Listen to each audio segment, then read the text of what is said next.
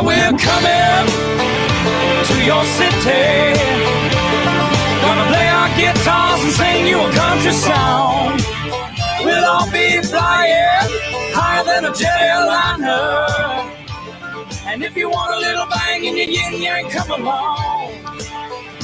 Welcome aboard to the Golf Club at Eagle Point Studios here on this Tuesday. Charlie Miller's going to be in today. So, fortunately, Kevin missed his flight yesterday. He goes on vacation and then can't even catch his own flight. Are you kidding me? But we got Charlie back in. We're going to talk about Tamar Bates, Miller Kopp, some other things. Mike DeCourcy will be along. Chronic Hoosier as well. So plenty to get to. Looking forward to it. Of course, the comments will be coming as well. If you guys are not following on YouTube, you should. Everyone else is enjoying that. Indiana Sports Beat Radio. You can find us there. Go just sign up, and you'll be able to see everything and video clips as we continue to add that as we go along. We're going to start making it a little more interesting in that way.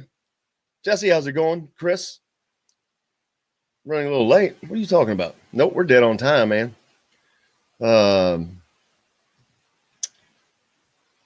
Good morning, ladies. We're right on time. What you talking about? But, yeah, welcome in and plenty to get to. Tamar Bates commits to Indiana. That is that's a domino that you wanted to fall. A freshman development. It answers the question whether or not it's going to become a portal, but they're going, this is development. This shows we're going to develop this team. They're going to develop the program. They're not going to be relying on the portal, and I like that. The fact that that's exactly what they're doing, and they're not trying to quick fix this. That tells you that they have the pieces, that they feel confident they have the talent in place. They just need to add to it. Another one of those names is Miller Kopp. I can't look forward to talking to Charlie about both of these, but I think Miller Kopp, if he has the opportunity, I would be surprised that he does not come to Bloomington. Tim says Tamar Bates and Xavier Johnson both sound strong leaders, which is great. That's something this program has not had, but that'll be for the future. They're not going to be leading them now. But I think just by the sheer fact of having coaches come in that actually are going to coach, that are actually going to develop this team, develop the talent, but develop these relationships. Relationships are as much a part and as important as the development part, because that is a part of the development. You have to develop these kids emotionally. They have to be able to play the game on the floor. They have to be able to react, to not overreact, to do the things that you work on in a calm manner. That has not been the case. You can tell that there was so much pressure, and it was just the weirdest situation that I've ever seen. But that has been relieved, and I think that the enormity of that cannot be overstated. A lot of people want to see a big come in. Miller Kopp, kind of a tweener on that. He's 6'7". If he were to choose Indiana, he's got him down to his final three, and from Northwest, he's a grad transfer from Northwestern. So this dude has got tons of experience. I know we're going to talk about Bates, but I'm going to wait till Charlie gets on, more to talk about him. But this Kopp kid is, and he just chose IU. So how about that? I told you. I felt that was, I just felt that was going to happen. And reading his comments, but I knew that he's someone they need. He is an experienced shooter, but he's experienced. He's a smart kid. He went to Northwestern. He's 6'7". You're going to get versatility out of that. So there you go. Can I still say I called it? Do I get credit for that? So hopefully Alec is on that, and we'll be getting all that information out. You can actually go to the Hoosier. There's some information up there right now on it. There's a story up there on him. But yeah, man, this dude continues. He says he just thought a change was needed. He told thehoosier.com Northwestern was great. He was grateful for his 3 years there, but it was time for something different outside of his comfort zone. He's a career 10 points per game shooter at 3 seasons at Northwestern, averaged over 11 points the season before. He's a 6'7" forward. He wrote in his freshman year, he scored 5 points a game. He's continued to improve. And that's, first of all, something that you want to see. But he started 74 of the 84 games. That is solid experience. And man, experience is invaluable. Here, I love this quote. He says, Coach Woodson, values shooting big time, which is what I do best. But he's talking about me using my versatility to handle the ball, use my IQ to help make plays. Yeah, someone to tutelage a Trey Galloway. He talks about his NBA connections. So those that think that Mike Woodson's not going to be connecting to these kids, you're out of your damn mind. I mean, you've already seen that. Tamar Bates, they're coming here. They're coming now. Now kids are going to come to Indiana to play for this staff and this school. That was not happening over the last 4 years. Some kids may have been talked into it, but that was not this like it used to be. It's already getting back there. These are some of the lucky kids that are going to get in on it early. But I think that this is a big addition for Indiana. I know Tamar Bates is great for the future. This is huge to me. You cannot overstate experience shooting from that wing spot, which you haven't had for 4 years. That's an exciting thing. So that should fill out the roster spot, as a matter of fact, for Indiana. May have to see if I can get Alec on to talk about this real quick. You free for a second to come on the show? How about that? Live radio, man. But yeah, I really like Miller Kopp. I do. That's why I was going on about him, and I was going to be talking about him, that I was just sold that he was going to be coming to Indiana. And he said he was going to make that decision quickly. But yeah, I was hoping it wasn't that quickly, because I was going to get him on. Well, I'm still going to try to get him on the show, but I need his number. I have to get his number and get him on as quickly as possible before he comes out of reach. But that is great news for Indiana. Of course, the comments are coming in. I should have been hitting those. Let me get over here. Tom Medford says he did. And Tom, I said hello to Rusty yesterday. I saw him. Had the opportunity to play some golf yesterday with JC Hulls. Enjoyed that. Tony, just committed to IU. Kenneth says Kopp may not be the big four everyone else wanted, but I think it speaks to the confidence in Woodson and what he has in front of him. Exactly what I was just saying. They know what they have. They know what the talent level is and where it can be. They know what they need. So that's why I was not like, they have to have this, they have to have that. I'll leave that to them. They know what they need. Thanks, Eric. Haven't seen you on here before, but we appreciate you. There you go. He is one of the best shooters available. It's a great get. It may be the best get of all the ones they've gotten back, minus maybe Trace Jackson. Davis. Mike Woodson can talk the talk, tell the recruits. Yeah, he does, man. Yeah, that crap that I'm not worried about that. That's already gone.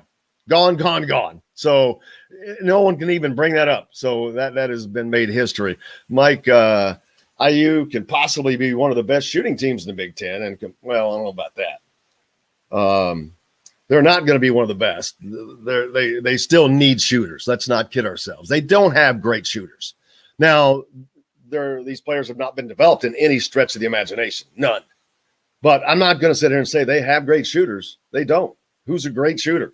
Everyone talks about Anthony Leo, and, well, high school and college are different things. That three-point line is about, 2 feet difference?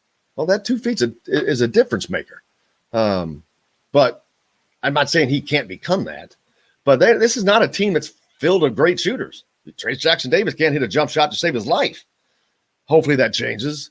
But that's why this changes the game. Now you've got playmakers. You've got a shooter. You've got interior play. You've got the pieces to make it difficult on offenses. You've got the pieces to impose your will on defenses, is what Indiana has not done for 4 years. They had no will to impose. You heard the other teams talking about how they just knew it was coming and shut it down. Wow. I'm going to put that.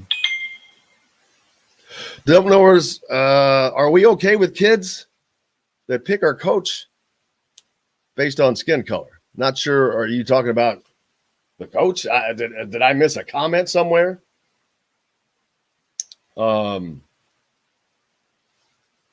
that's, I'm not, unless I missed something somewhere. Not sure what that's in reference to. So please expound on that and definitely come back to it. Tamar Bates from film. Looks like another Victor Oladipo senior season as a freshman. Ric Flair used to say, now we go to school. They have the pieces. I love that. Love us some Ric Flair, Keith. Thanks, man. Forrest jumps in from Georgia. And he's a career 85% free throw shooter. You think that's not going to help? Hell yes, it will help. This team is going to be a better free throw shooter. I'm glad you brought that up, Tom. This team will, you watch, mark my words. This team will be a better free throw shooter next season simply because they're going to be more relaxed. They're going to be more confident going into the season. I know that shouldn't really matter. You should be able to not get down, but there's too much youth on this team and no development, so it did matter. But mark my words, I'm going to be shocked if the free throw shooting as a team is not better. Bates is also a 44% three-point shooter. That is important. But again, that was in high school, right? Tamar said he wanted to, wow. Is that right? Tamar said he wanted to play for a black coach. I don't care. I couldn't give a crap, but I didn't see that. I don't think I personally don't think that should be, I don't know if I guess I don't know how, I mean, anybody can do whatever they want, first of all. I think that I can say this. If that was said by a white player, well, that would end up in a different situation. But Tamar's in a different situation. He's had to grow up in a different situation. He's had to grow up in a different environment. So it is different. And maybe that's because he's got trust issues with good reason. Maybe he has not been taken care of by previous coaches. So, no, I don't have a problem with it because there's probably a reason. There's always a reason people do what they do in my mind. So, no, bring Charlie on. That's a great, perfect time to have him on. Did you hear what we were talking about, Charlie? I see the question, and that's a great question. And he was sitting there letting me struggle on purpose. I guarantee you. No, I wouldn't know. Come on, man. No, I'm just kidding. I'm just kidding. Just pass the baton, and I'm going to take over like I never left. So I'm going to tell you the real, people. You got to hear me on this real thing. The first thing I saw from Tamar Bates that he quoted or tweeted or put out, Coach Woodson told me he's going to make me a better man. Now, let me read between the line on that. Coach Woodson's black. Tamar's black. I'm more than certain when he said I want to play for a black coach, he wants to play for a father figure. And that's exactly what I mean is I can't judge that because I have no idea the environment he came up in. And again, right. And I mean, let's talk about this though, because this is the real stuff. Why people go to school they go to, and why they play for the coach they play for. Why was Coach Davis hired at Indiana? They wanted a black assistant coach to relate to the black players. And probably to calm the storm that was a hurricane that was going on. So therefore, that's the realization of sports. And now Tamar, he seems to be a fiery, passionate player. Watching him, I can see where he can say that, and he's saying it in innocence. He's just speaking where he's coming from. He's not saying this with malicious content. He's saying, you have hit it just straight up. So, and that's just the realization of sports. A lot of times this happens behind closed doors. And you don't realize the fact that whether it's black, white, or indifferent. Right. And that's why, and I knew, and I was going there, but you nailed it with the father figure that I did not pull out. And I knew once I started thinking about it, I'm like, wait a minute. His situation is different, and I don't even know what his situation was. Right. He may not have had the father there. I don't know. I'm not saying he did or didn't, but my point gets back to the comment, because let's get back to the comments made by Trace Jackson Davis upon the separation here. There was basically no relationship between coach and players. Yeah. I have never, ever played in a sport that I didn't have a relationship with my coach. You have to feel that he's got your back. You have to feel that if you bust your ass, that he's going to reward you. You have to have that feeling. Well, not only reward you, as I want to take on what you're saying, but also when you do something wrong, you're going to be corrected. And that's what coaching is. Coaching is correction. I'm not saying Archie Miller didn't do that, but coaching is correction. And players want to be assured, okay, you just meant right now, right? You didn't say forever. And that's what we're talking about. He wants to become a better person, a better man, because who knows his family situation, but it's just having an example of another black male succeeding in this space called basketball that he may want to succeed in. He just wants an example. And I think that's what Coach Woodson provides. So, and I think that's at the end of the day, what he is after when he's making those comments like that.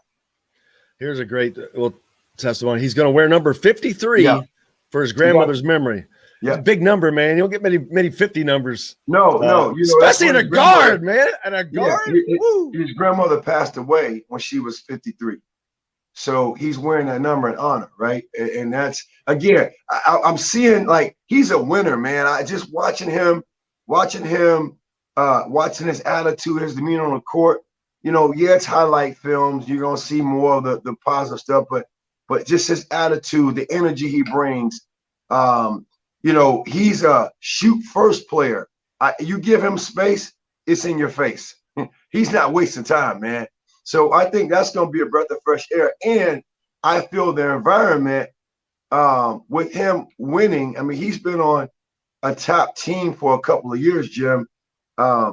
He's going to bring some excitement. Go ahead. You can go ahead and bring Mike in. We were a little late to get that break. It's my fault, Mike. Sorry about that. We'll jump there. But hey, Mike, say hi to Charlie before we go to break. Charlie, how are you? It was great stuff. Enjoying listening. Thank you. I appreciate it, sir. We were talking about the comment that Tamar Bates made and the reasons for that most likely, but we'll come back and pick that up with you, but also talk about, I saw your comment your piece with the super teams yesterday. It reminded me of college football. It's the first thing I thought of immediately reading that, but back with more. Mike DeCourcy joins Charlie Miller and myself here from the Golf Club Eagle Point Studios right after this. Hey, Hoosier fans, whether you're looking for a new it's the first thing I thought of was Clemson, Ohio State, and Alabama. And I'm like, okay, who else can they add? Because, I mean, that's they've talked about that almost in a sense of creating that. Well, in reality, the college football playoff is that. It doesn't really matter what anybody does if those teams have displayed some measure of competence, excellence. They're going to be part of it. It's the reality of it. I mean, Alabama in 2018, I think it was. I think that was the ultimate. Beat no one. I think they lost one game. Beat no one. Didn't play in the SEC championship game, but hey, can't have it without Alabama, man. Absolutely. Absolutely. But before we're in the break. God, I get so. Yeah. You got 2 minutes still. Whew, man. Man. I just got to say nothing. Just shut up for a minute. Get my mind back right. I'm very familiar with soccer, but I'm not familiar with the leagues in Europe. I know there's the Premier League, but I don't know, is the Premier League the Premier League? Is it like NFL? Well, for England it is. Every country basically has their own league. The Champions League has been the competition where the best of those leagues goes to play. The Champions League? Okay. Champions League. But this Super League idea is basically to supplant the Champions League. And it's very politically, it's political dynamite in the sport world. It really is. So there seems to be a like the powers that be in football are looking to join forces. No, I was just mentioning that. Mike had an article yesterday about super leagues and major soccer, and I said the first thing it made me think of was college football, and there has been talk about them forming a different, breaking away from the NCAA. Yeah, I mean, there's a lot of talk about that. Other journalists have written about that a lot, and the idea that the NCAA is so badly run, so let's go do our own thing. And my point is always, look, I'm no fan of Mark Emmert, but all the rules you hate were made coming back. Rules that would go and form another league Lodging and that is out of this world, world-class golfing, and a premier resort experience that is waiting for you on your next visit to French Lick, West Baden. Today's guest is brought to you by Reynolds Family Dentistry of Sellersburg. You need $1 million smile for those championship photos, and that's exactly what you'll get with Reynolds Family Dentistry.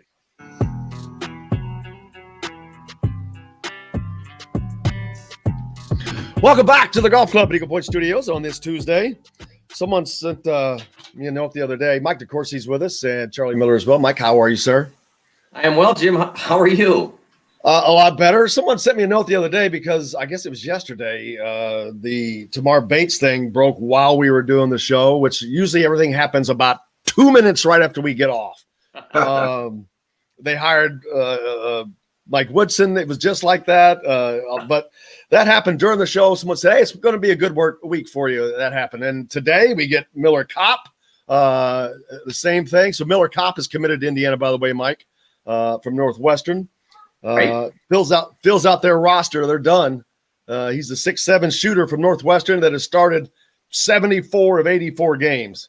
That's just a ton of experience, and and he's I think a 44% 3-point shooter.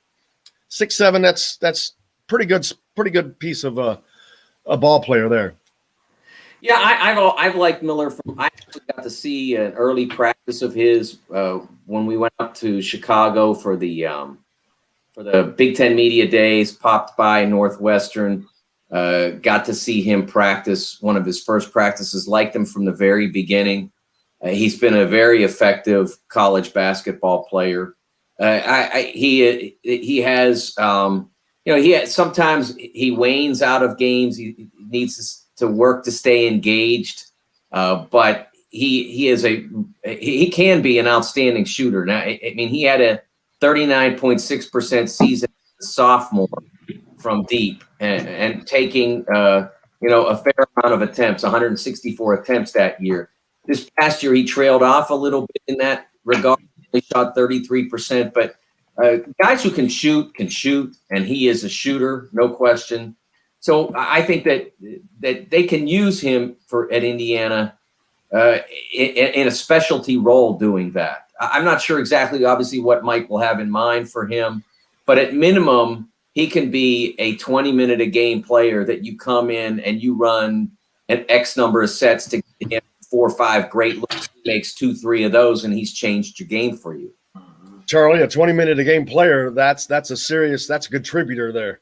That is a contributor. Out of those 200 minutes, if you're just taking it back to when I was in school, that's major minutes. And if you can run something like that to give defenses a different look, right? That's, to me, to mix it up. And I mean, the size at 6'7". Now, my question is, as I ask, because I don't know him until I start looking at film on him, can he play defense as well? Well, that's something that comes into whether or not he's a 20-minute a game player, 18-minute game player, or a 30-minute player, 28 player. How well he defends, and then that comes into what does Mike want to do with the defense? How does he run it? I think that in a pack line scheme that like Arch ran, that he probably would have been effective because you're able to sag back a little bit, that sort of thing. He played a lot of zone this past year at Northwestern. They did a lot of zone defense.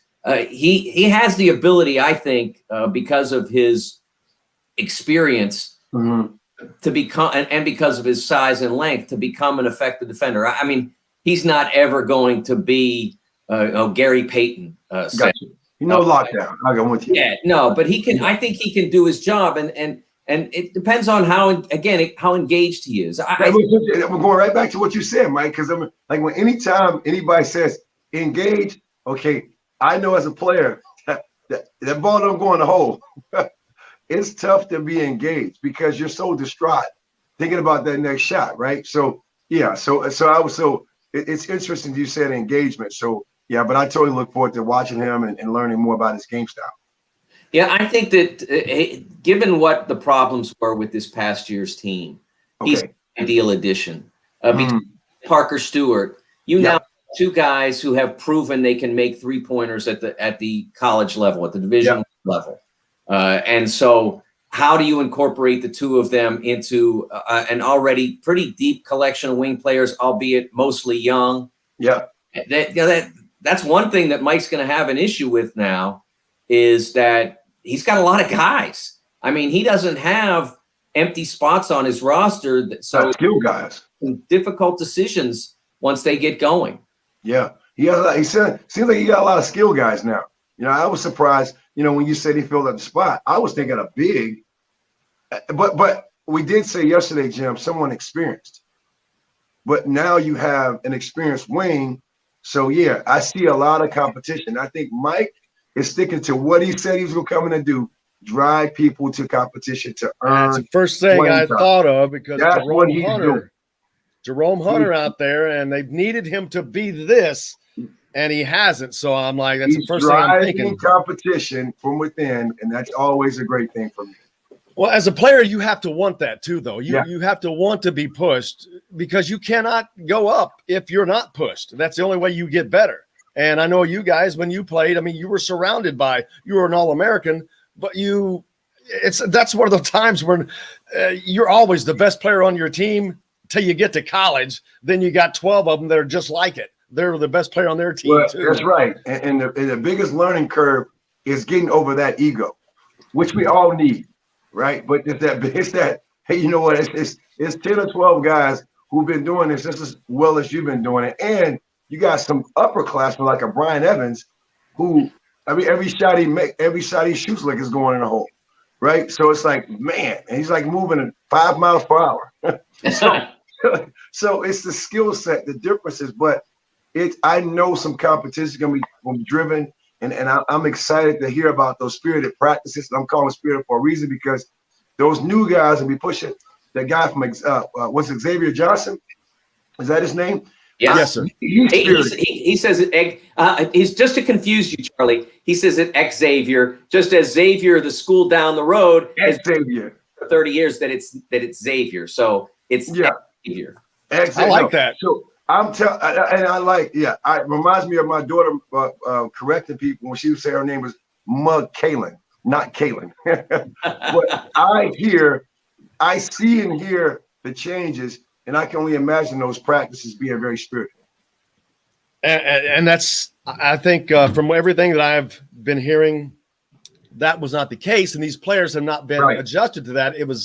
Everything was orchestrated, scripted, and routine over and over and over. And this is great for them to break out. And I think that once that they all got to talk to Mike, not this Mike, but Mike Woodson, Mike, that they got that comfort level and they said, wow, okay, this is what it's supposed to be like. And that comfort level has come. And that's why I think that it's not going to take long.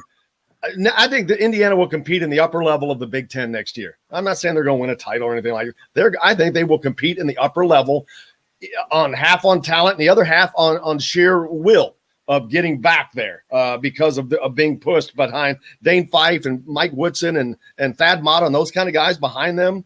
I think you're going to see a completely different team from a mental standpoint, which is going to add, I don't know what percent to them being better, but it's going to proportionally make them better. Let's not forget they weren't that far off. And one thing I'd like to see now that they have the roster in place is a schedule built to try to build a team. Not to say, oh yes, we played the toughest schedule in the country, which Indiana practically did last year. I think they were 5th or 6th. But this is what we need to figure out who we are and what we're good at. And that doesn't mean you never challenge yourself. You're going to get challenges, certainly within the league, which is going to be very good again. Purdue's going to be very good. Ohio State's getting most of their guys back. Maryland has 2 of the top transfers in the country. Michigan State's going to be good again. Michigan, obviously. So there are going to be plenty of challenges within the league. And then you get the possibility of the Gavitt games, the certainty of the ACC Big Ten Challenge. There will be plenty of challenges for IU. What happened a year ago shouldn't happen again. That was a mistake, and that was a significant reason why they went the way they did. You've got to play some games so that your guys can figure out, 1, how to win, and 2, how do we win? And if those 2 things happen with this roster, I think that they have a promising season ahead of them. Did we already talk about? We've talked about it so much that I can't remember if we talked about this with Mike. Tamar talking about wanting to play for an African-American coach. I don't think we talked about this on air, did we? And here's the original quote, which I like. This is when he was going to Texas. He just says that he didn't think black coaches get the same opportunities to get good players at their schools. I wanted to go and start something at Texas and bring back a winning tradition. He was talking about that at Texas when he said that. But again, he's just wanting to help. But I think that also Charlie is probably right. That we heard that these Indiana players did not have that relationship with their coach. And there has to be a relationship with a coach in any sport, on any level. And so, I think Tamar is looking for that, especially he's going to be away from home. You've got to have that structure around you. And so you're definitely looking for that. So what would make him more comfortable than that? It's common sense. One thing I wanted to mention, it's funny because, we always talk about family and sports and, we have all these cliches and things, but like when you talk about family, you're talking about closeness and knowing you and knowing your highs and lows. And whether the coach is black, white, or different, it's a family atmosphere that these are young men. Keep this in mind. These are 17, 18, 19-year-old young men. And I can only go off reflection of not realizing the importance of that. Right. And somebody that may look like you, that maybe relate to you, kind of grew up like you, if you were, raised by a grandmother or raised by a single parent home, whatever. I mean, you want somebody to relate to when you're going through things to feel like you're not alone. Right. So that's kind of where that may be coming from. So, it's just one of those things. We talk about family. There's an acronym for that, Mike. It's forget about me, I love you. And if you want to talk about family, that's what family stands for me, man.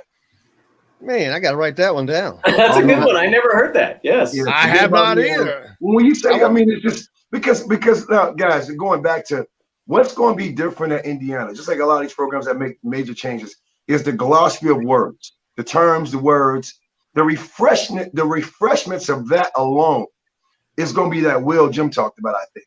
They're going to hear Coach Fife say things they've never heard before. They're going to hear Coach Woodson say things from a high level, or what he would tell a pro player, not necessarily in comparison, to say, wow, oh, you told so-and-so that? They're going to, I mean, so I think that alone might give them, you know, games that might have been 20-point swings. Now we're competing and fighting because of that new glossary of terms. And I also feel when you are, nothing against it, a systems coach, it's about ball movement, not necessarily player development. And I'm not saying that's wrong. That's why you didn't really see a lot of change. I feel there's going to be a mixture to get players in position, do what you do best in games, work on your game and practice mentality, right? I think that's going to be probably some of the differences as well. Mike had a piece out yesterday. We want to make sure we talk about that as well. The super teams, the article was about soccer, but I think it kind of encompasses all of big time sports because this is where it started. But soccer in Europe is bigger than anything we have in America. It's bigger than the NFL. Is soccer in Europe bigger than the NFL and the NBA combined? Well, the difference is that if you go to London in September or October or whatever, and pick up a newspaper, which you can still do in England because they actually still have a lot of them.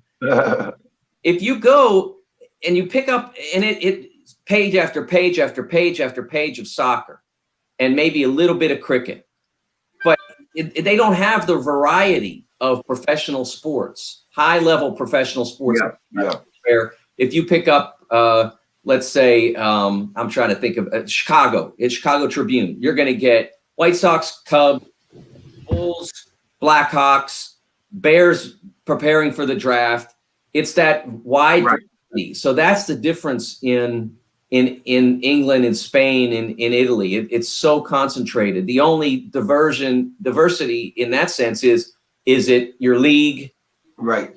Champions League, or is it the national team playing for a spot in the European Championship or the World Cup? It's such all-encompassing in regards to soccer, and this idea of forming a super league. What the concept is there is a league called the Champions League, for those who don't know, which takes the best teams from all the leagues in Europe, and there are 54 national organizations that have leagues, 54, and they take the best of them. Now they start it in June, the lower level leagues, the small countries that don't have the great teams, and then they started up in September with the full 32 team Champions League after everybody's qualified through the summer months. And the best teams in England, the best teams in Spain, Italy, France, Germany, along with whoever's qualified from the smaller countries. And they play a competition that goes throughout the year. It finishes in early June most years. Mm-hmm. And that's what this Super League idea is to supplant, because teams like Tottenham or Liverpool or Manchester United have to qualify for the Champions League. There are only 4 spots for England. There are more good teams in England than there probably are anywhere else. And some of those teams feel aggrieved that they can't get into Champions League. It's difficult for them. So if they start this Super League, they're always going to be in it, in the way that the Steelers are always in the NFL. The Reds are all Major League Baseball. That they don't ever leave it.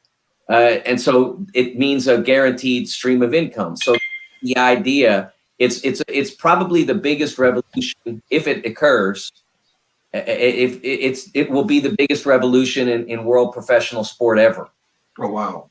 And so that, Jim was talking off the air about the similarity between the constant threats of particular, they're always behind the scenes. Nobody ever puts their name to them, to leave the NCAA and start a new NCAA because that rule stinks, or I don't like the president of the NCAA. Right. And my point about it is, one, if you do that, you have to take on all the costs and all the liability that the NCAA has absorbed for all these years.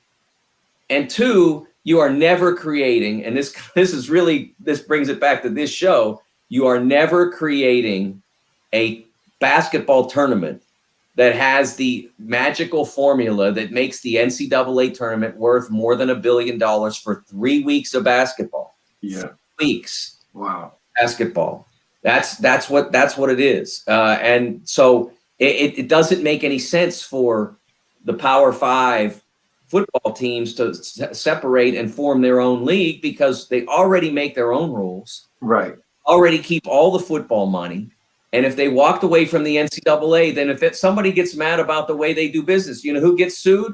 Not the NCAA anymore. Yeah. Now they get sued. And they have to, if you've seen some of the payouts, the lawsuits the NCAA has lost and the payouts they've had, $220 million for cost of attendance payments, $50 million back in the mid 90s for restricted earnings basketball coaches. Wow. If the Power 5 want to take that liability on next time somebody decides that football is bad for their bodies, good luck to them. But I don't think they're foolish enough to make that move. I think they understand the value of the NCAA tournament, value of the NCAA. And if they don't like the current president of the NCAA, or they don't like some of the rules that are in place, they are the ones who have the power to make those changes. I had to go get my jacket on, Mike. I saw that you were sporting, man. I'm like, I forgot all.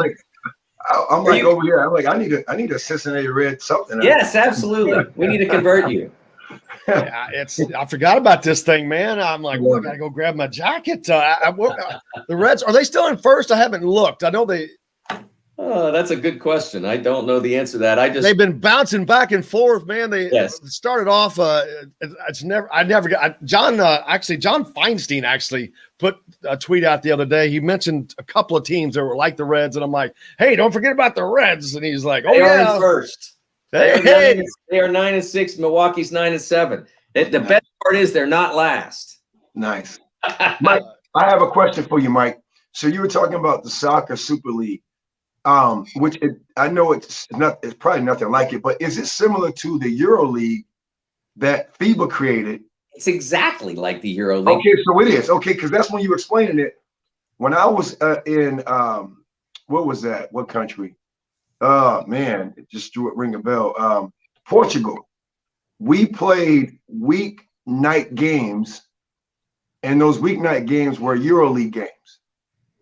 And brief description, I'm playing in Portugal as a country. Mike explained it well. The country has so many teams, but teams have to qualify to play in the interleague, like the league going on between, and you have to win so many games to continue to win that Euro Cup. So yes, okay, so it's like that. Okay, there we go. No, this I don't know.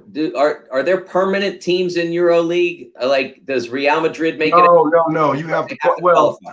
You got to qualify. Points. Our points totals and right. Yeah, you got to qualify because you can find yourself out of the Euro League if you don't win so many games. Gotcha. Yeah. So but they're talking about a Super League where this is permanent, no matter whether you qualify or not, right? Exactly. That's a game changer. That is a game changer. Yeah, that's a game changer. What's coming up next for you, Mike? That's a great question. That's always a good one. You don't have an answer. That's a good thing.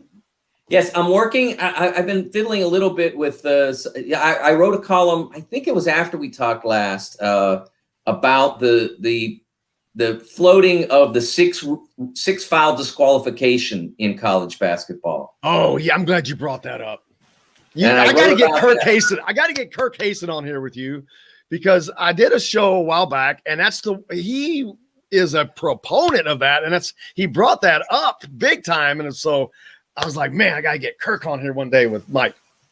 Well, Kirk did not play in the Big East in the early 1990s when I was covering the Pitt Panthers, and what happens when you raise the disqualification limit in that way is that puts 8 players per side, basically, which is a typical rotation. So that's 8 players per side who are now almost unconcerned with disqualification. They don't exactly.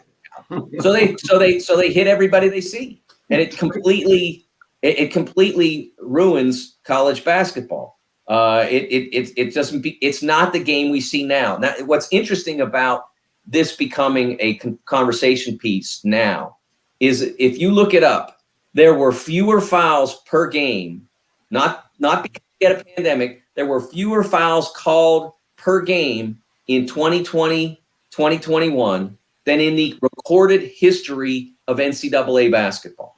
Fewer fouls called per game.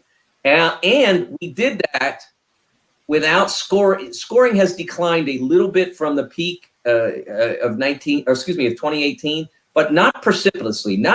We were down to 67.5 points per team per game in 2013. That was 1952 level scoring. We are anywhere near there. We're now at 71 and change. So we're up to a reasonable standard in scoring and a very reasonable standard in terms of personal fouls. Disqualification happens about once every 3 games. There's somebody fouls out of, like I said, 8 players per team every 3 games. That's a pretty small percentage. Yeah. A lot of people are frustrated by the fact you can get 2 early fouls and your coach will sit you. Well, you know what that is? That's a coaching problem. That's a coaching thing. Yeah. Yeah. People complained about Jalen Suggs got 2 early fouls in the national championship game. And certainly that had an impact on how it went. But Jalen Suggs played 33 minutes in a 40-minute game.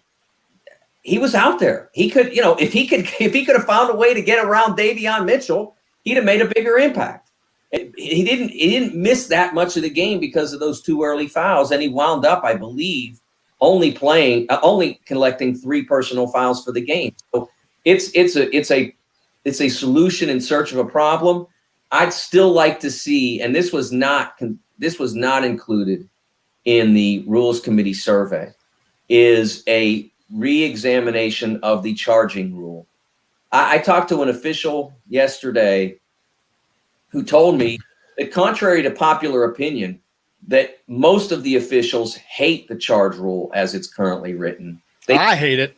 They think it's trash defense, and they only call it as it's written because that's what they're forced to do. Yeah. They want to keep their jobs and they want to advance to the NCAA tournament and all that. Yeah, the block charge is it's changed college basketball. Guys have gotten faster, no doubt about that. But I just hate that. We've talked about this before. The NBA, what is the NBA rule? It's 1 step. Is it a full step that you have to give them? If you gather the ball, if you pull it off the floor and into a gather, which you could do either to pass or shoot, the defender has to be legal then.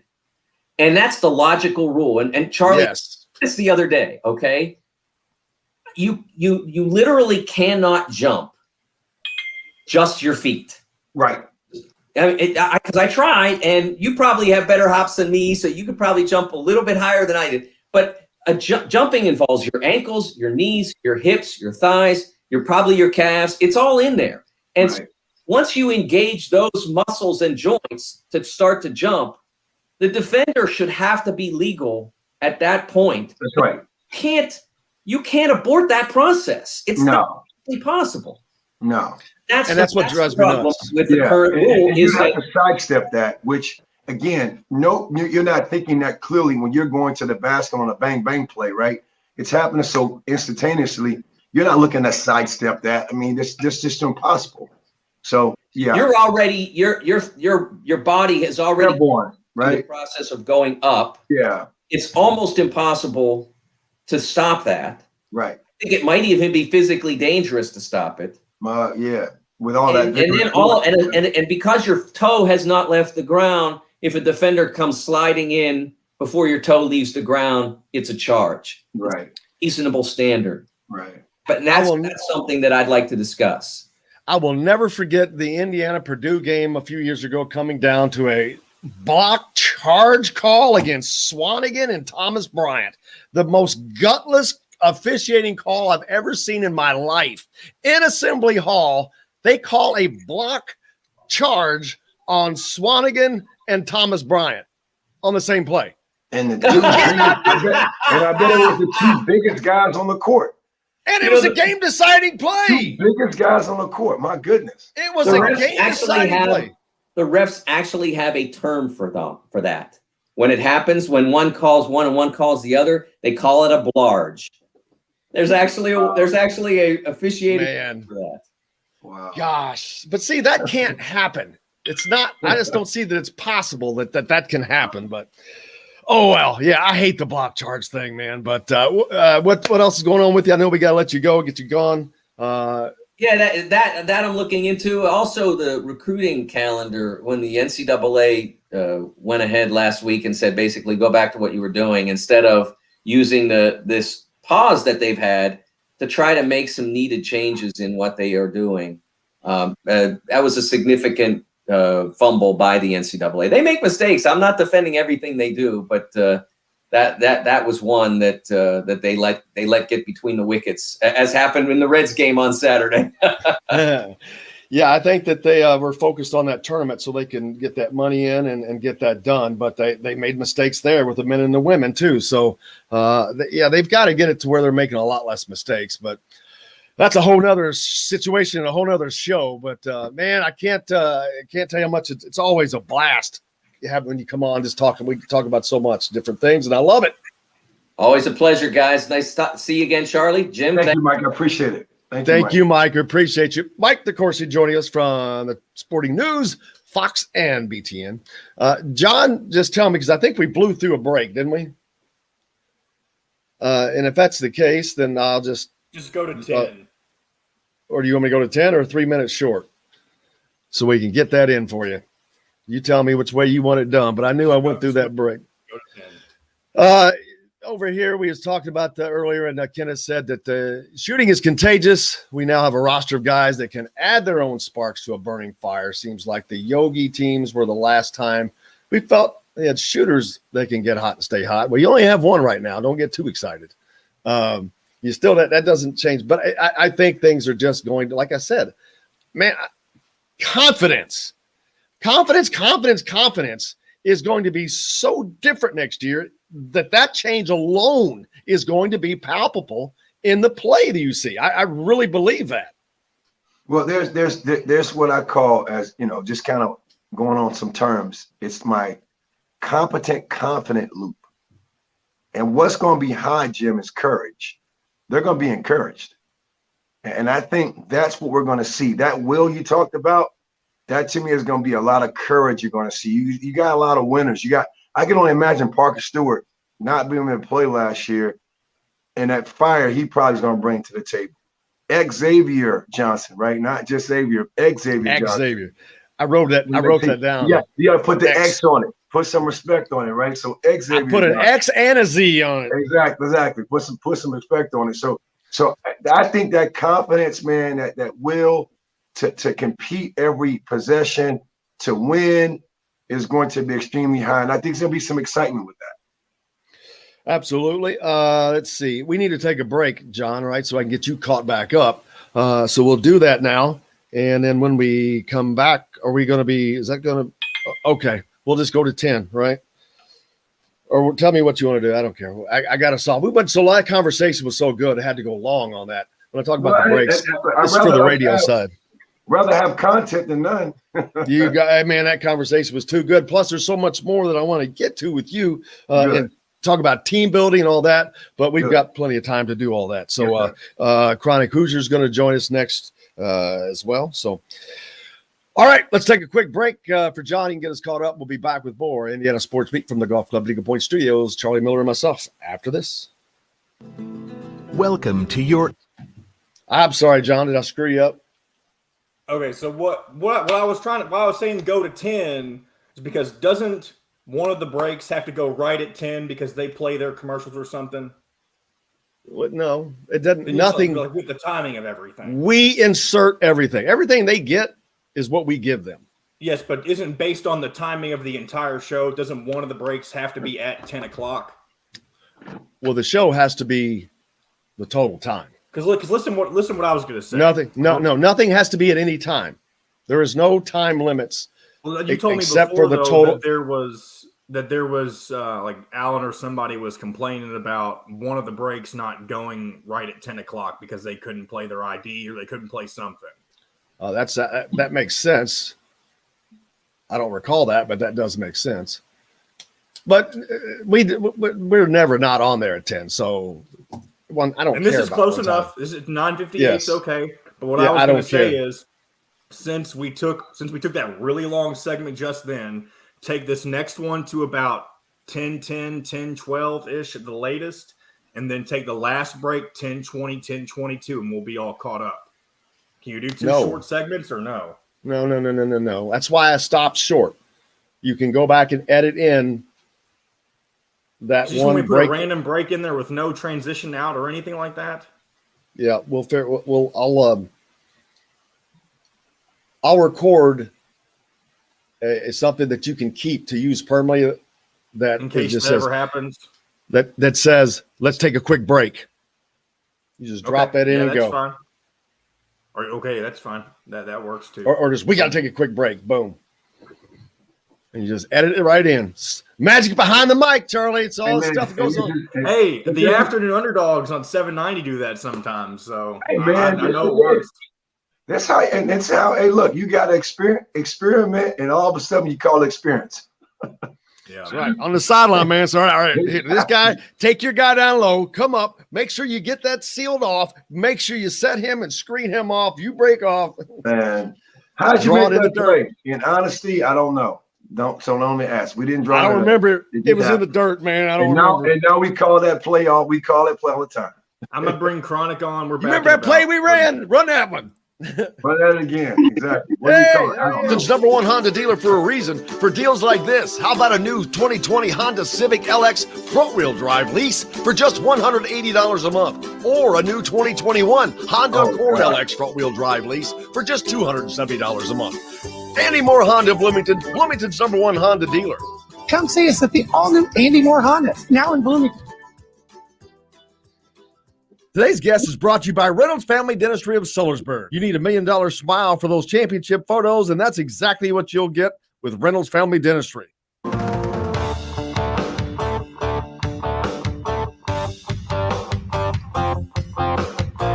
Welcome back to the Golf Club at Eagle Point Studios on this Tuesday. Jim Coyle with you as always. Charlie Miller and Chronic Hoosier joins us as he does. How's it going, man? Hey, man, I was just going to tell you guys as you were talking there before I hopped on, just let everybody know today is 420. Time is a man-made construct. It's going to go where it's going to go, and we're going to go with it. You have no idea. How did I miss that? Chronic, you have no idea. I had to look at my watch just now. I said, oh, my God. This dude's name is Chronic Hoosier.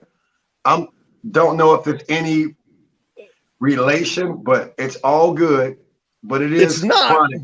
It's Chronic. It's not. But I used to play on that, by the way.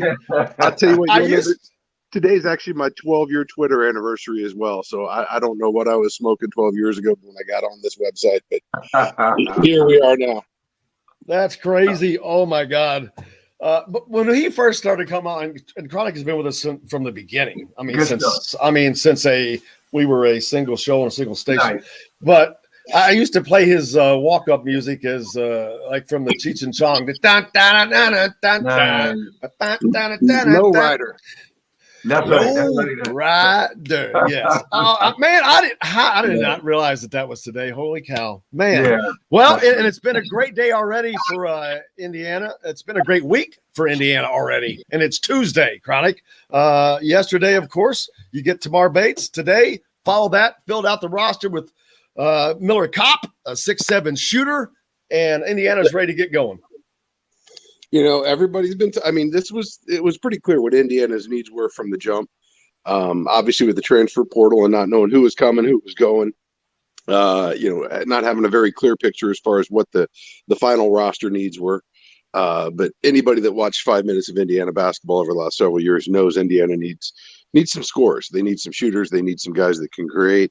They need to find new ways to get the ball in the basket. And in really, really short order, Coach Woodson and his staff seems to have gone out there and addressed that in spades right now. The depth at the backcourt spot is tremendous. You got with Miller Kopp now, you got a guy that can stretch the floor. that can get to the rack, that can play in the post a little bit.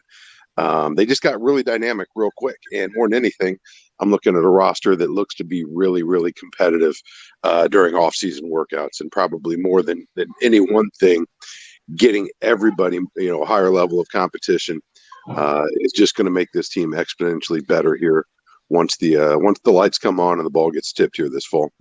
Charlie talked about that exact thing. Miller Kopp coming in. You've got Jerome Hunter, who it was what we thought Miller Kopp was going to be and has not been able to become that yet. But having a Miller Kopp who has more experience than Jerome Hunter, even though I think they're pretty close in years, but he's got a ton more experience, going to create the competition Charlie talked about. Iron sharpens iron.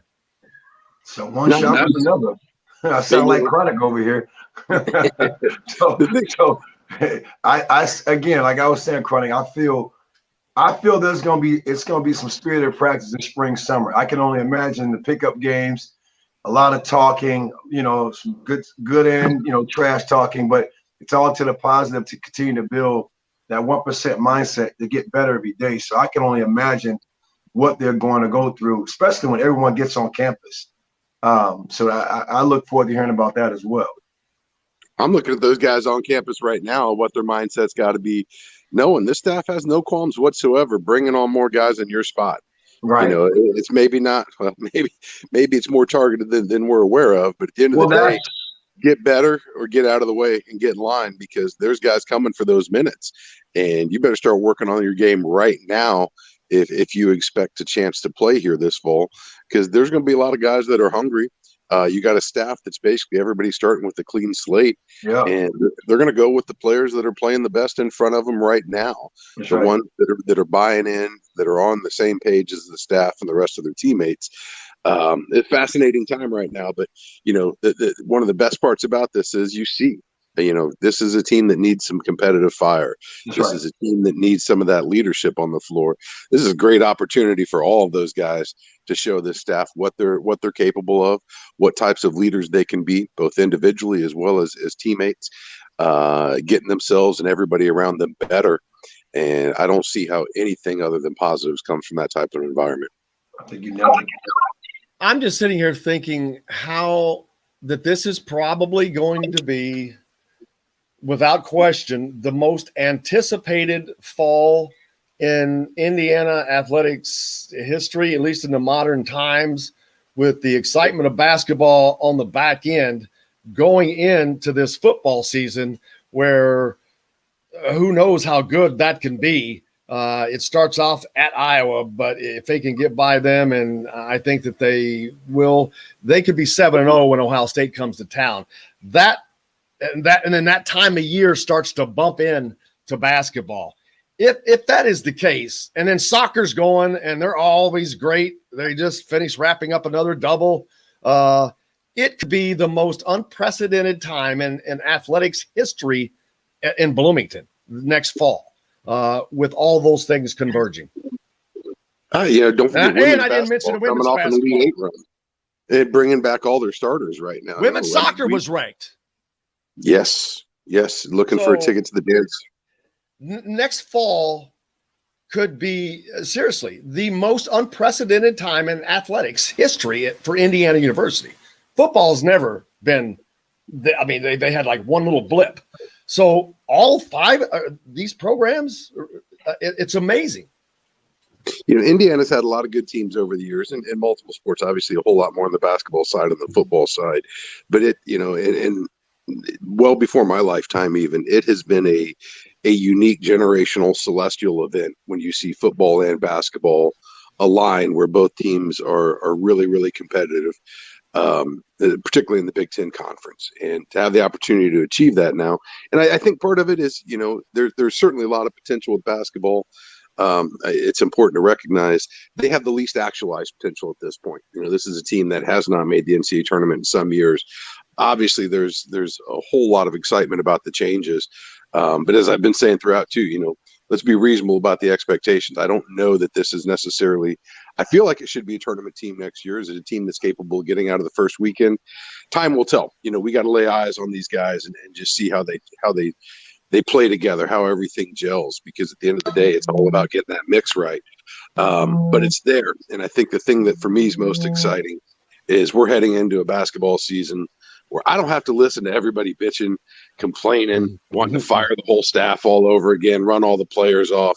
I mean, when things are not well with IU basketball, it can be a really, really insufferable time for those that talk about it, for those that are around it quite a bit. So I'm just stoked that we don't have to deal with another off season of that. It's always exciting when the calendar turns over and everybody's schedules get wiped to zero, the records, I should say. Hope is born again. It's like opening day in baseball. You pair that now with a new coaching staff. You got some former Hoosiers coming back, and Dane Fife. Thad Mott is now a Hoosier. I mean, there's a lot to be really excited about. I do think, though, folks need to keep it in perspective, because there's a lot of teams that have earned that excitement. IU basketball, rather. They have opened the door for that. And, I think as long as everybody keeps their nose clean this off season and continues to do the right things, just let that excitement percolate. Hoosier hysteria is going to be insane this year, though. I have a feeling, if we can get to a point where everybody's allowed back in the gym again. Yeah. And I think that we're getting closer as the vaccine. I know that there's been like a spike and whatnot, but the vaccinations are going up, and hopefully that will alleviate that. Because if you don't, going to the state finals, when I was able to go to the state finals here just a little bit ago, just having a few people in there was a difference. I mean, just hearing mothers yell or hearing dads yell, I want to hear that, man. It's great to hear that stuff, and it is missed. But like I said, it could be crazy, because basketball has always been things that the Indiana fans were looking forward to, especially when the times were great. Football was never the like in a TV, in a great TV night, you've got the show that sets up the show. Well, football's never been that setup artist. Man, they are now, and they are big. They're not a setup artist. They're an A act. So you've got 2 A acts now coming. Indiana has never had that. A stars. When you have 2 A stars, they've never had that. And that could just the momentum from that, if that gets rolling, it can become a juggernaut. Yeah, closest we've seen is late 80s, early 90s. IU fresh off the national championship, continuing to build Final Four rosters in basketball. Football was perennial bowl attendees. Soccer put up their 88 championship right around then. Most folks I know consider that to be the golden era for IU athletics, and we've kind of flirted with it on a couple of occasions here. But the pieces are in place right now, and it's all the way across the board. I think you're seeing the fruits of that Big Ten television network contract come through, where facilities across the board are on par with anything in the conference now. For the most part, they could still use another indoor facility, but the way in which they've invested in the total student athlete experience, everything from the training tables to the strength and performance, all the way down the line. Those investments are paying fruits now, and probably more so than any of the above. They've got some great people in place leading some really, really fun teams to watch. And you put all that together, and all the way across 17th Street right now, there is a ton of reason for optimism and excitement all around any athletics. And I continue, for all these people that have been jonesing to get back into the stands forever, go out and check out more sports than those you've ever seen before. Do more than just football, basketball. Right. A lot of folks have taken advantage of IU women's basketball and seen how fun that is. But I'm telling you, man, go watch a game at Andy Moore Field and watch that softball team compete. Go watch the women's soccer team, EVBs, putting something special together. Steve Aaron over in Wilkinson with volleyball is just contagious. Same gym. Go check out Angel Escobedo's team. The wrestlers they got a long way to go, man, but there's a whole lot of promise in front of them right now. It's an exciting time all around the department. Absolutely. It's always exciting when you join us. Anything new with you coming up? I'll tell you what, man, I am coming at you live today from the forgotten coast of Florida's Panhandle. We're on vacation here this week. Didn't know if I was going to make it. We had an internet take a deuce on for joining us. I got live about 2 minutes before I hopped on with you. We got the hardware back. My son's got a nuclear grade sunburn right now, so we're trying to figure out exactly. It's the first day my boy's looked Irish his entire life. He got his mom to get in, and he was a little frustrated. The fish weren't biting yesterday, so he was determined he was going to bring something home for us to eat for dinner, and it didn't go as planned. But we're going through aloe at a really, really high clip right now in this house we're in. That's the part of it, man. That's part of it. But I appreciate you taking time during your vacation. I wish I was there with you, but we appreciate you so much. Looking forward to doing it again. You guys have a great rest of your week, man. Looking forward to it. We'll see you guys on the flip side. Thank you, sir. Crowny Hoosier joining us here from the sunny. This has been a great show. We got people joining us from Florida, from Texas. Somebody where was I don't even know where. Well, Mike, he's at home, but I don't even know where Andre was on the bus. They could have been anywhere. They were in Detroit. He was in Detroit. They were about to play the Pistons. So and he was telling me that he goes through a strenuous protocol every day with the COVID testing before they get on the bus to go to practice facilities, and they were in Detroit. We'll talk about more of that and team building and some things that what Charlie's working on when we come back to the Golf Club Eagle Point Studios. Brought to you by Any More Honda right after this. Hey, Hoosier fans, whether you're looking for a new when you brought up, you said the show before the show, what came to my mind, and I might be dating myself on shows, was remember the Tracy Ullman show? Oh yeah, I didn't watch it, but I remember it. It was on Fox. Okay, well, exactly. And then the skits were The Simpsons. They did the Simpsons skits. Yeah, so it was in between the show, it was skits of The Simpsons, which became its own show. Oh, it was ran in small segments, but it was so popular that people wanted to see it. And then it just became its own entity. So there's spinoffs, man. Spinoffs. Exactly. That's where it was so popular, people wanted to see it by itself. The Jeffersons came from All in the Family. Exactly. I mean, actually, a lot of shows came off of there. Yeah. Then you had Happy Days, and Laverne and Shirley came off of Happy Days. Yep. So just think about we might be in that era where the show could be the love LEO, and then all of a sudden the women's basketball, right? And volleyball. And again, soccer's always been there. Again, that's just one of those, sports that we don't really talk about. So, yeah. That was earlier. 7 guards, 5 forwards, and a center. Well, yeah, that to me, again, is just saying that's welcome to the generation of small ball, right? And you got a horse and a perennial player like a Trace Jackson Davis, and I can see a more up-tempo style of play. Definitely. I could definitely see that. And I really wouldn't call, if we're saying center, I really wouldn't call Trace a center. He's not. But I get it. I get what they're saying.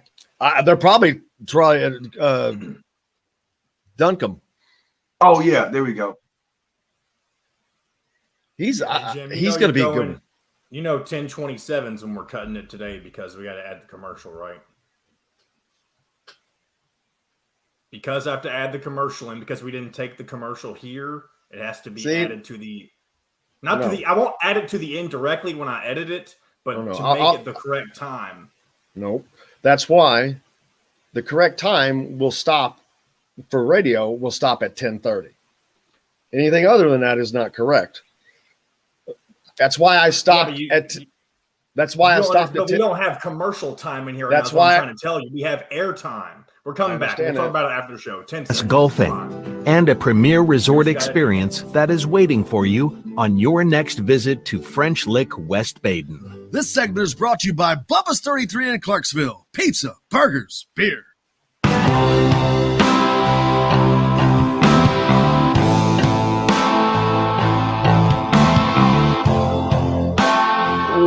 Welcome back to the Golf Club Eagle Point Studios.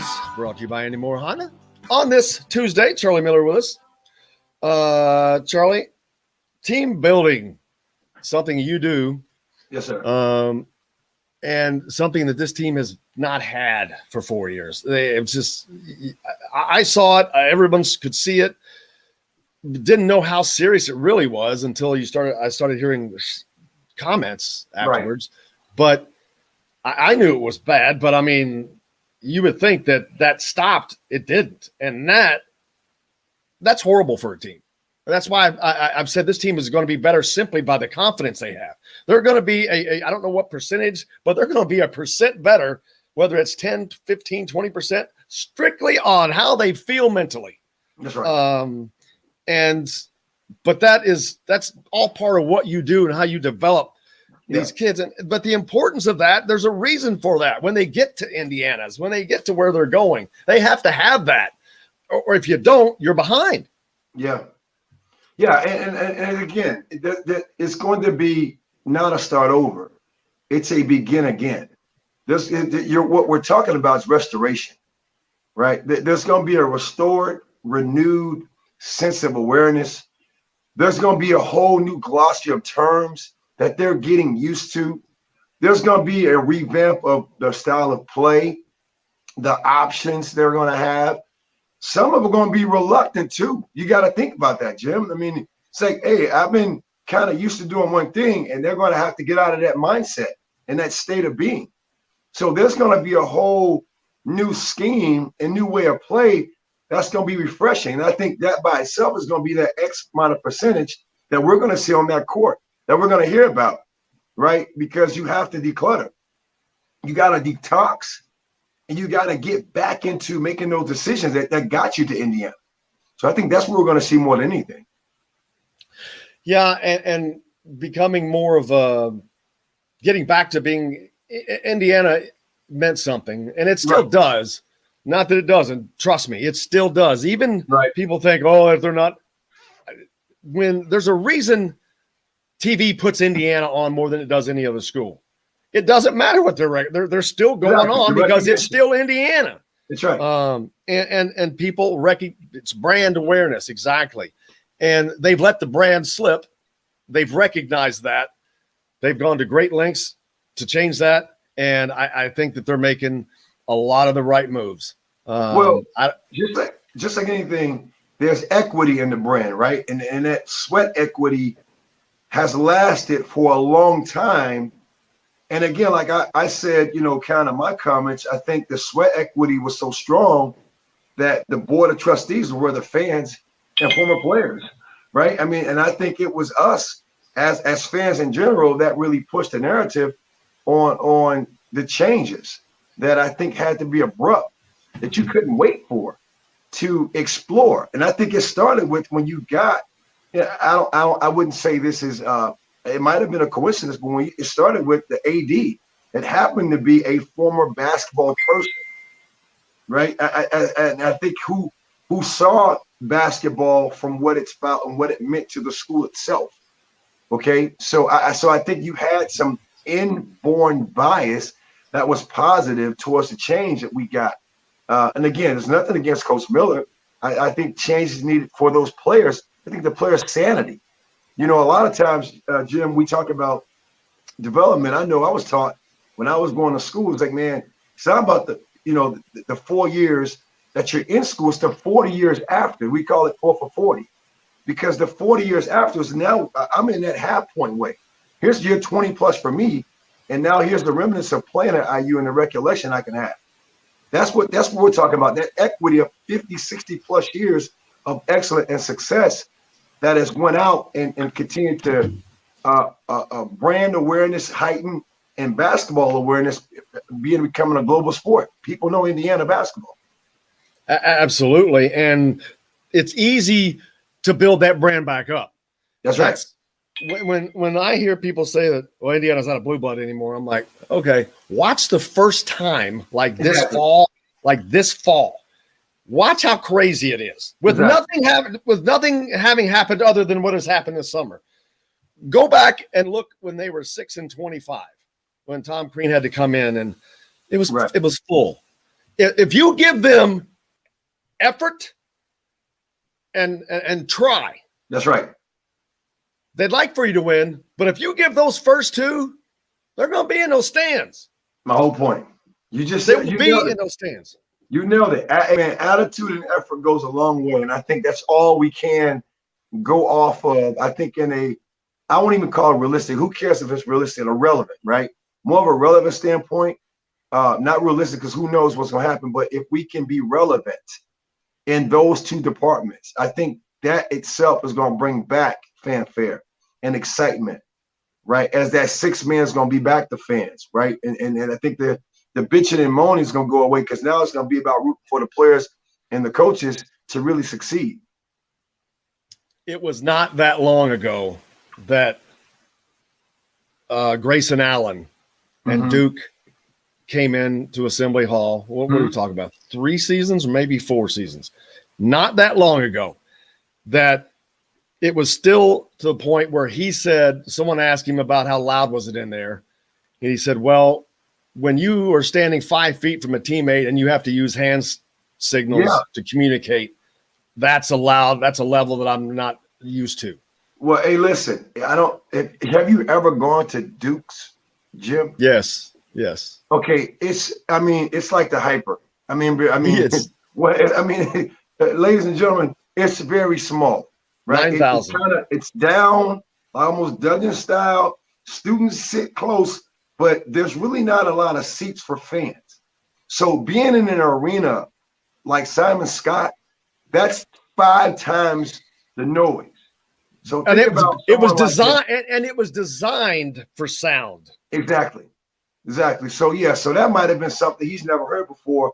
And if you talk about that type of attitude effort brand brought back, oh man. And they expanded the gym. I think there's more seats, right? More in Simon Scott now. Well, no, not more seats, but they did the suite up there, the Spirit of 76 Club. There we go. So okay. Well, you can go. See, you can go up there and hang out. You can they there. Don't clap up there. They just show up. Those people up there. They just show up. They bring the suite, right? Clink. They do some glass clinking in there. Exactly. Cheers. Man, I look forward to hearing really all the unseen hour stuff, man. That's what I think I'm more excited about. Again, these players will have an opportunity to get some questions probably answered and to get pushed daily. I keep using that word spirited. I want to now, in a transparent way, Jim, really talk about what that means. I mean, it's going to be a lot of hooting and hollering with those guys because they're going to get some new guys coming in. And it's almost like a territory thing. I'm being real with you, man. It's going to be some territorial stuff. Hey, man, you just got here. I don't care. Y'all haven't won. Hey, and I'm trying to bring this, and you got to get over yourself. There's going to be a lot of that going on. Been around those environments before. You bring in new people who are used to winning in winning ways. And it goes way higher than character. I mean, because that needs to be forced every single day. And Indiana's got to get back to owning this state right. From a recruiting standpoint. Yeah. Right now, that's swung to Purdue. Yeah. And I think you have to acknowledge that. I mean, they've got 3 kids from there. Here's a sad. All right, the Indiana All-Star team was just named. That's a big deal here. Right. It's been going on for a long time. Right. The Kentucky and Indiana All-Stars will play in June. Indiana has a 99-44 record against Kentucky. But there's not a single kid currently on that team going to Indiana this year. Yeah. I don't know when the last time I'll have to look that up, when the last time that happened. I'm like, wow. It's just been a long time. But it was a weird year.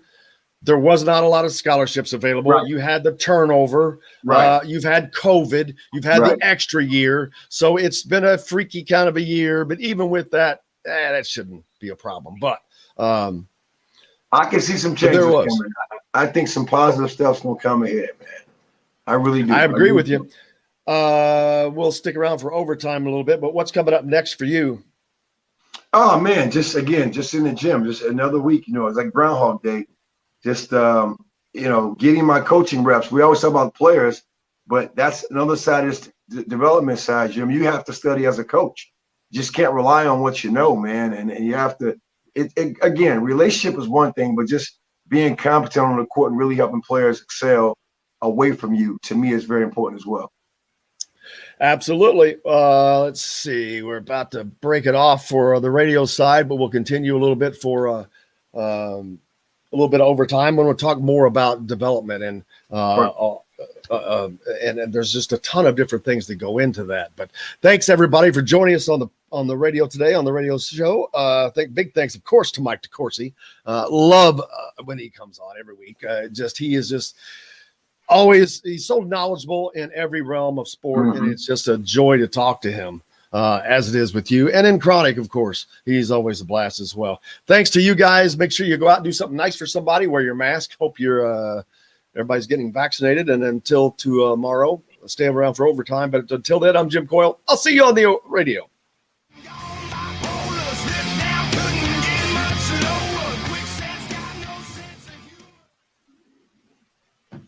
Clear?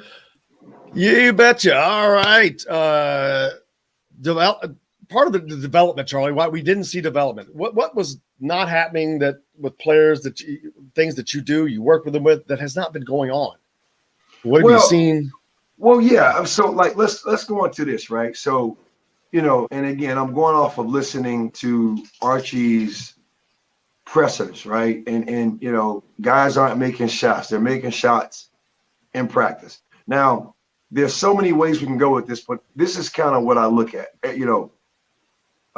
You're making shots that may not be game speed shots. And every shot is not a quick shot, a fast shot, rush shot. The pressures are not there.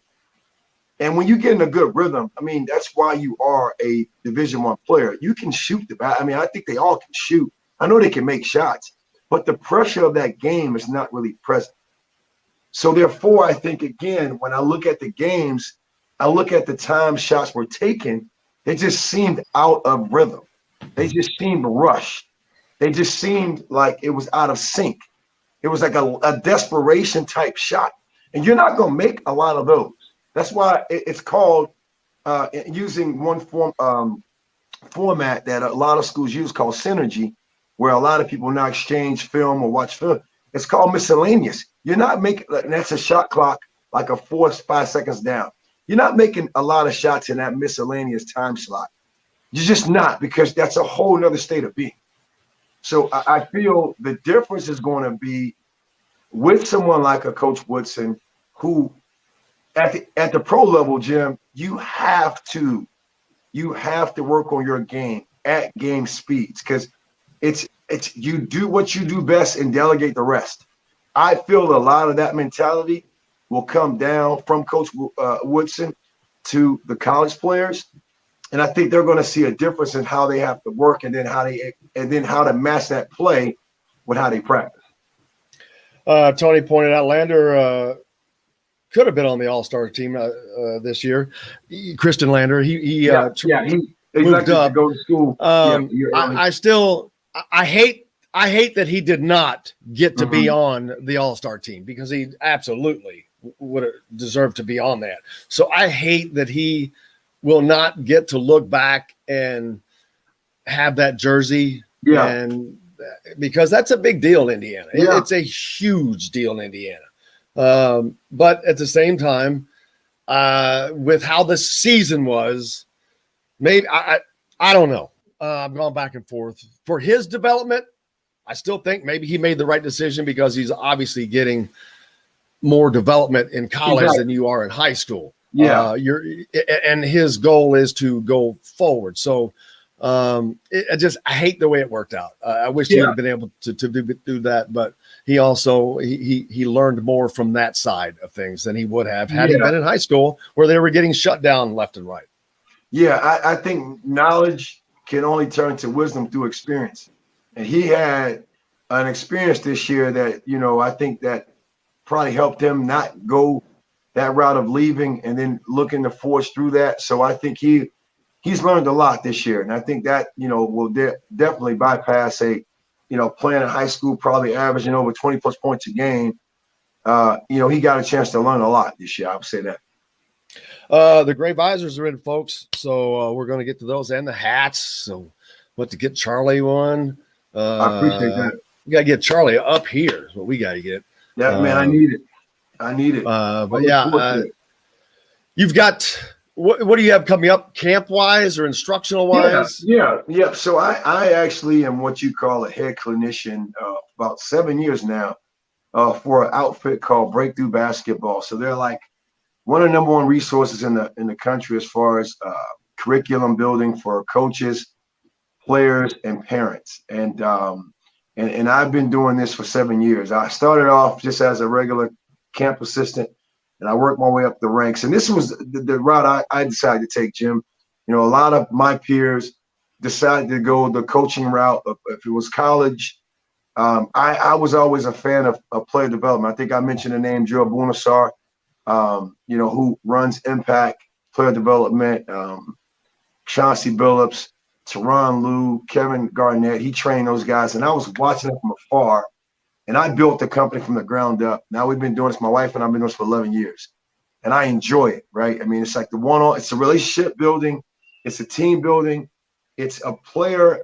It's really what my tagline, Jim, is simply how to help players build individual skills to transfer to team and game concepts. Because that's what it's about. It's these building blocks that when you're not around as a coach, you don't want them seeking your approval. You want them playing their game and using that experience to continue to get better. And imparting that wisdom in those players as much as you can and not vicariously doing it. What I wish I would have did as a player. No, reflection, and now it's all about you. That's why I say family, man. Forget about me. I love you. It's about you getting better and getting better every single day. What did you see from this team the past year or two that was evidence that was not taking place? Well, where they were lacking. Yeah, I would say communication. It just looked like that was hard to do. Communication looks very hard, right? It looks like it was just very hard to do. And I can only imagine, again, film study, or we're going to lose, or people having a defeated attitude, then you're going to carry that onto the court. And I think that kind of showed with Trace in that game at Michigan State, where he kind of lost his cool a little bit, right? I think, communication, when that goes down, attitude goes down. Now you kind of play selfish. And to me, that's selfish. When I'm playing selfish, I'm not talking to you, right? I'm not helping. I'm not calling out screens like I need to, right? I'm not pointing the fingers, right? So I think that to me was degradation. And I'm not there. I'm just going off what I see. But that just seemed like that was lacking a lot. You cannot play a psychic type game. I don't know what you're doing. You don't know what I'm doing. We got to communicate that whole game. Yeah, there were 3 instances within a very short period of time. Trace Jackson Davis had one, Jerome Hunter had one, and Christian Lander had one. That's not good when you see 3 different guys that are all within a short period of time. That was just a sign of it's bad. I mean, God, I feel horrible for those kids. The more when you lose the locker room, man. I mean, that's the thing about it. You lose the locker room. It's easy for adults, us, to say get over it. Man, you don't get over it because now I got to go to class with you. I have training table with you, and you're not who you say you are. You were a 3-star, 4-star. You're not that guy. So you got all that banter going back and forth too. So I can only imagine the restless that was going on and the fighting but you hoping that now bands again galvanize. I'm gonna use AJ Guyton's word, galvanize the team, get everybody back gelling together to be the glue that we know they can be. Absolutely. Well, man, not much more I can think of that we need to get to today, but it is always a blast having you on. I wish you were here every day. No, man, I appreciate you. I'm just glad I'm able to be available for you. And it's just so fun. I'm so grateful. This is kind of like one of the things I want to get into. So I kind of organically, I welcome the opportunities to ever speak and listen and learn and continue to get better, man, doing this as well. Well, we love you, man, and we can't appreciate you more than we do. But we appreciate you guys more than anything, and without you all, there's nothing for us to do. But make sure you go out, wear your mask, like I said. Do something nice for somebody. Tomorrow, of course, what is tomorrow? Wednesday. Dylan Sin, Kyle Neddenrip, Bob Kravitz. We'll see what else we can get done. But until then, for Charlie Miller, I'm Jim Coyle.